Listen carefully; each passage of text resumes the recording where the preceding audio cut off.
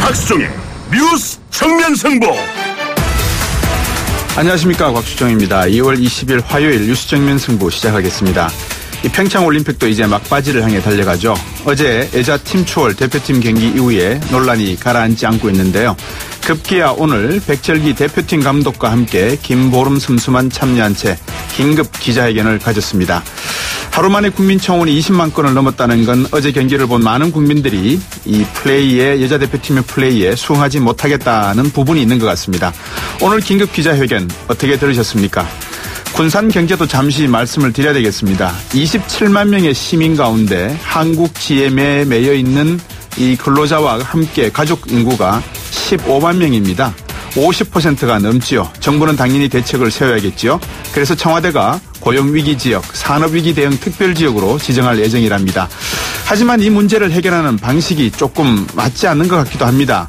깜깜이 밀실 협상 같기 때문입니다. 아무리 GM이 글로벌 기업이라고 하지만 청와대 참모와 산업은행 총재, 산업통상부 장관 등을 만나 비밀리에 대화를 가졌다?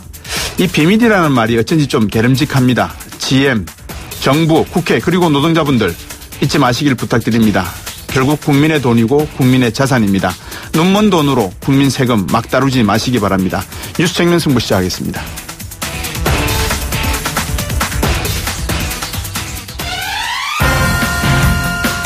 오늘 저희가 준비한 순서입니다. 1부에서는 바른미래당 이상돈 의원 전화 연결하겠습니다. 이상돈 의원을 포함해서 바른미래당 비례대표 3분, 이 바른미래당 소속으로는 교섭단체에 참여할 수 없다 이런 성명을 냈죠. 잠시 후에 입장 한번 직접 들어보시겠습니다. 청취자 여러분도 궁금하신 점 있으면 이상돈 의원에게 드릴 질문 있으면 보내주십시오. 우물정 0945 단문 50원, 장문 100원이고요. 2부에서는 평창 동계올림픽 스피드스케이팅 메달 소식, 그리고 여자 팀 추월 경기 논란에 대해서 2006년 토리노 동계올림픽 스피드스케이팅 메달리스트시고 지금은 KBS 해설위원으로 계시죠. 이강석 위원과 함께 말씀 한번 나눠볼까 합니다. 그리고 화요일 3부와 4부는 청취자 여러분들이 기다리시는 이슈 동상이몽 시간입니다. 미국의 통상 압박과 안보 문제를 주제로 해서 경희대학교 노동일 교수, 인하대 박상빈 교수와 함께 다양한 의견 나눠보겠습니다. 여러분들도 많이 참여하셔서 여러분들의 의견을 개진해 주시면 좋겠습니다. 왜냐고요? 높은 분들도 아마 이 방송 들으실 것 같기 때문에 그렇습니다. 우물정 0945 단문 50원, 장문 100원입니다.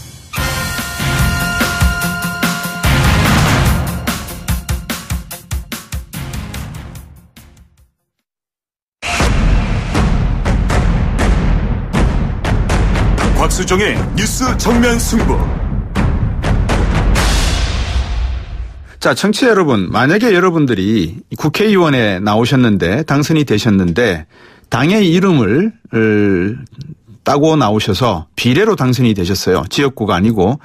그런데 여러분들은 자꾸 이렇게 당이 바뀌는 모습을 보고 조금 다른 생각을 하고 계십니다. 여러분 같으면 당을 스스로 나오시는 게 맞습니까? 아니면은 여러분들을 출당시켜줘서 또 다른 당에서 마음이 맞는 분들과 함께 일할 수 있도록 자유롭게 해드리는 것이 맞을까요? 어떻게 하면 되겠습니까? 유리병 아닌 새를 풀어줘야 될 것 같은데, 그죠? 국민의당은 유권자의 기대와 민의를 무시하고 보수 합당의 길을 선택했다. 비례대표 3인을 더 이상 볼모로 삼지 말고 조속히 정치적 해법 마련하라. 이런 얘기입니다. 이상돈 의원 전화 연결했습니다. 안녕하십니까? 네, 안녕하세요. 네.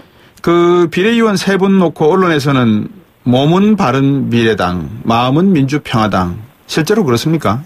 네, 실제 우리가 그 통합에 찬성한 적이 없고, 네. 그리고 통합 자체가 그냥 어거지로 그냥 꼼수, 예? 네. 헌법을 불법을 동원해서 통합 결의한 게 아닙니까요? 예. 그리고 헌법재판소 판결도 국회의원 개개인의 헌법기관이라고 그렇게 판결한 적도 있고, 예. 그리고 사실 합당 같은 거 할 때 전당대회도 치르지 않고 편법으로 불법으로 했고, 예. 의원총회에서 동의한 것도 없고, 우리나라 정당 사상 의원총회 동의 없이 제멋대로 합당한 경우가 이게 처음입니다. 네.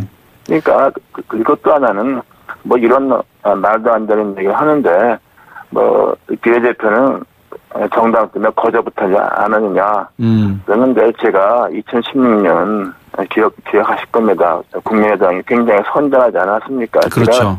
당시 수원대 그 본부장인가 위원장에서 전국적으로 이제 유세도 제일 많이 했고, 안철수 대표, 당시 대표는 제가 호남대가 전 지역에 유세를 많이 했고, 네. 그랬는데 그 내 의사와 관계없이 제멋대로 합당을 하고 말이죠. 그거에 대해서 그 공감대가 있습니까? 난 없다고 생각합니다. 터무니없는 얘기를 하고 있는 거죠, 저기서. 예. 이상돈 의원이. 알 겁니다. 말도 안 되는 얘기라는 것은. 네. 이상돈 의원의 홈페이지를 보면 상식이 통하는 정치를 강조하고 계시거든요.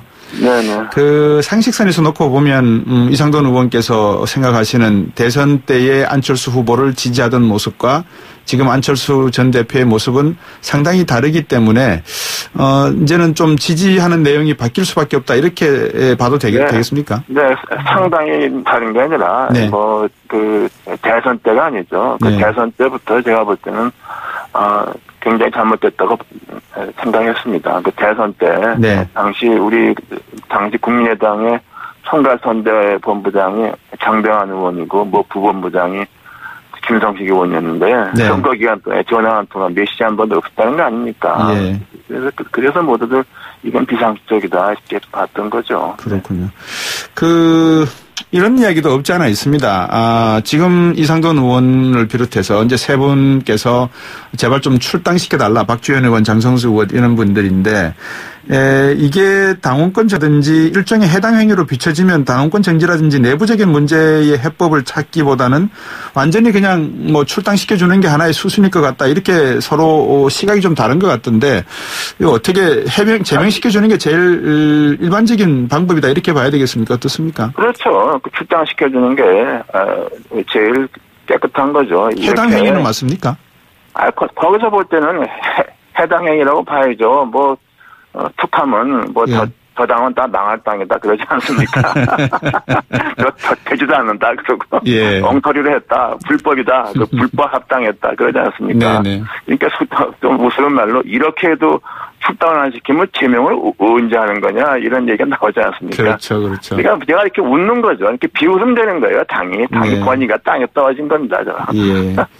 이제 하태경 의원도 그렇게 이야기를 하고 있고 그래서 방법은 제가 볼 때는 제명이 제일 합리적인 방법 같은데 한번 이야기를 나눠보셨습니까? 아니 그런 얘기 없고 그리고 또 하나는 예.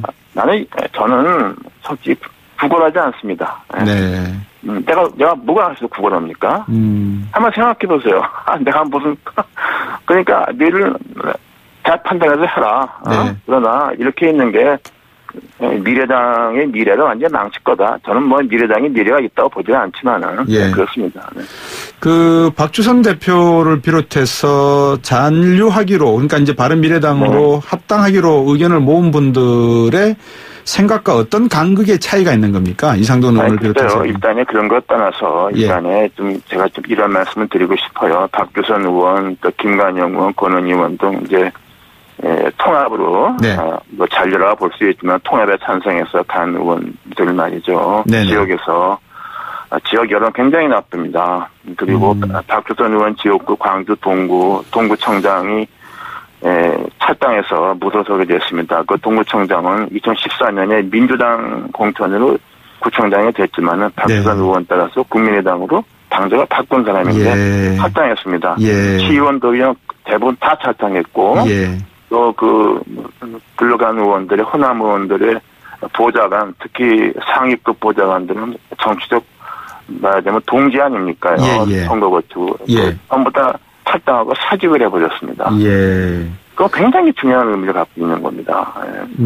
그럼에도 불구하고 박주선 의원은 합당을 했다는 말씀인 거죠. 네, 근데 그 이유는 본인한테 물어보십시오. 네. 예.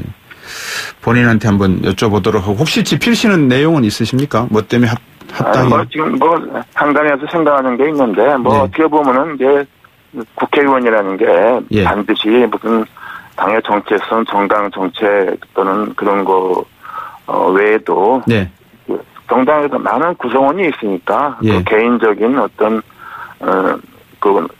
과거에 얽힌 인연 같은 게 많이 있지 않습니까? 그런 것들이 특히 박주선, 김동철, 주승용 중진 의원들은 지금 현재 민평당, 민주평화도 이끌어가는 중진 의원들과의 그런 인연 이런 것 때문에 그런 것이 좀 크다고 봅니다. 말씀하시기 좀 그러시면 제가 직접 여쭤볼게요. 혹시 뭐 국회의장이나 이런 자리가 더 관심 있어서 잔류할 가능성이 있다고 보시는 겁니까? 의장은 탁도 없는 얘기죠. 어떻게 의장이 됩니까? 그리고 뭐 부의장 같은 걸 기대를 하고 그럴 수 있다고 보는데 그렇게 잘 안 될 거로 봅니다. 왜냐 그러면은 이미 민주통합당에서 보드에서 동의하지 않기 때문에 아마 국회 부의장의 제3당 목세 국회 부의장이 제3교섭단체 간다는 보장은 없고 아마도 투표할 겁니다. 투표하게 되면은 민주당, 민주평화당, 정의당 블록이 이깁니다. 네. 그래서 이제 문제는 바른미래당 미래, 지방선거 이후까지 포함을 해서 어떻게 생각하십니까? 글쎄요, 바른미래당 미래는 일단은 안철수 전 대표의 행적과도 관계가 있다고 봅니다. 계속 엮여 있으면 저는 주저앉는다고 보고. 거기서 좀 해소가 되면은 또 어떻게 모색을 할 수도 있다고 보는데 저는 이게 일단 소선거구제에서 제3당이 참 어렵습니다. 제가 2016년 총선 때 제가 절실하게 느껴본 겁니다. 그러셨군요. 그래서 아무리 일단 유승민 대표만 해도 이 상태로 가서는 다음 총선이 어디 가겠습니까? 쉽지 않습니다. 유승민 대표에 대한 대구 민심을 제가 이렇게 청취를 해보면은 녹록지는 않더라고요. 네, 그렇습니다. 녹록지 않아요. 그리고 권은희 최고위원 같은 경우는 그런데 방금 이상돈 의원께서 말씀하신 것과 다르게 호남 민심은 민평당이 대안이라고 생각하지 않는다. 바른미래당의 대안에 대한 신뢰성은 아직도. 그거는 한마디로 영어로 하면 그냥 불시십니다. 불시시다. 말도 안 되는 얘기입니다. 아니, 아주 좋습니다. 무슨 말씀인지 확 와닿습니다. 더 이상 논의할 필요가 없습니다. 안철수 전 대표가 서울시장, 부산시장 이런 출마설들이 나돌고 있던데 물론 안철수 대표에 대한 이야기를 별로 하고 싶지는 않으시겠지만 어떻게 보십니까? 거기에 대해서? 청라에서 절대로 안 됩니다. 시장 같은 할 수 있는 능력이 안 되고. 서울시가 고담입니까? 외계인이란 만드는 다음에 시장하게. 택도 없습니다.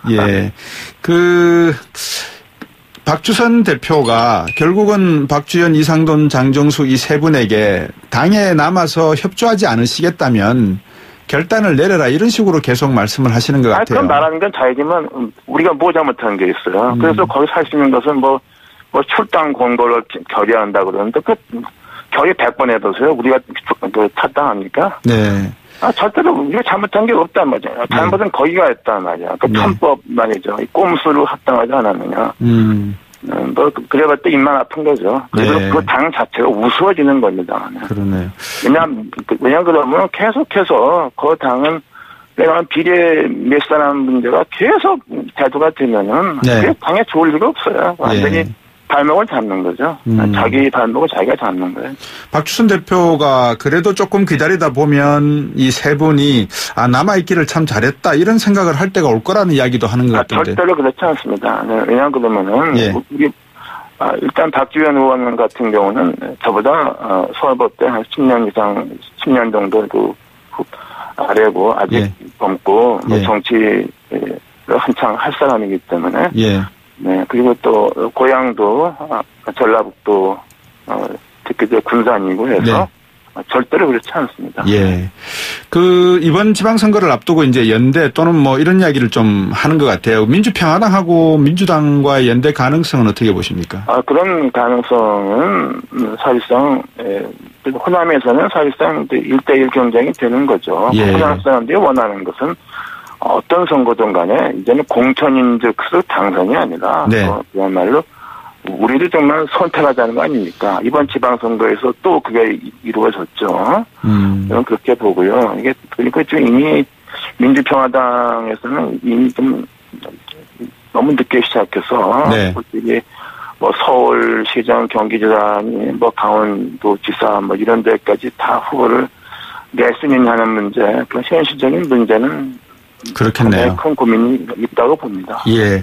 근데 이제 박지원 전 대표나 뭐 조배숙 현 대표가 이렇게 말씀을 하실 때마다 댓글에 달리는 내용들을 이렇게 들어보면 일부 조금 비판적인 분들은 그런 말씀도 하세요. 민평당은 민주당과 결국은 합당을 하기 위해서 뭐 좀 잘 보이려고 하는 거 아니냐 뭐 이런 이야기가 있던데 이상돈 의원께서는 그런 생각이 없으신가요? 그런 거는 좀 정치 탄세를 잘 모르거나 예. 또는 음해하는 그런 대표 같은 거라고 봅니다. 왜냐 그러면은